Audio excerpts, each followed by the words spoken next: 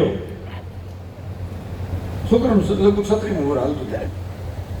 હક પણ થયું થયું 37મું વર્ષ હાલતું હતું હક પણ થયું ને એટલે ફોટા પડવા ગયા શહેરમાં એની હાળી ભેગી નાની એને હાળી કહેવાય મોટી પાટલાઓ કહેવાય હોય તો અને ફોટા પડવા ગયા ને તમાકુ ખાતો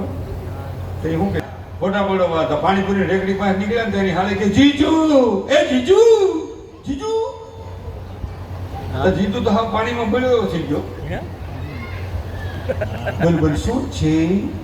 કે પાણીપુરી હવે જીજુ મોઢું એટલું જ ખુલે ગુટકા ખાય કે પાણીપુરીમાં મોઢું પૂરું ખોલે થાય એમાં કાંઈ પાઇપ નો હોય નળી નો હોય ભૂંગળી નો હોય સમજી નો હોય એટલે કે પાણીપુરી નહીં સરળ દૂધ કોલ્ડિંગ નહીં દૂધ કોલ્ડિંગ નહીં પાણીપુરી કે પણ નહીં પાણીપુરી નહીં દાદીની ઘરવાળી થનારી મિસિસ વાઇફ ધર્મપત્ની એને જરાક સમજવું જોઈએ કડક નજરથી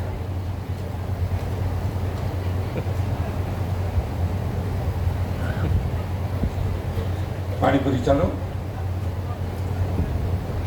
પાણીપુરી ચાલો આ હાલ પણ હવે આને ખબર પડી જાય તો નથી સટક છે એટલે કે મને એસિડિટી છે તમે બે બનું પાણીપુરી ખાવ કે હું પાણીપુરીનો ભાવ છે હું દૂધ કોલી પીનું એટલે કે હું પાણીપુરી ભાવ કે 10 મિનિટ બબે દઈ જાય ને બબે હું દઈ જાય એમાં છોકરા એના લગ્ન છે ને તો માંડમાં બેઠો હતો એના અણબને કે તું અહીં નહીં રહીજો મારી હાહવા આવે છે ને કહાર જમાડવા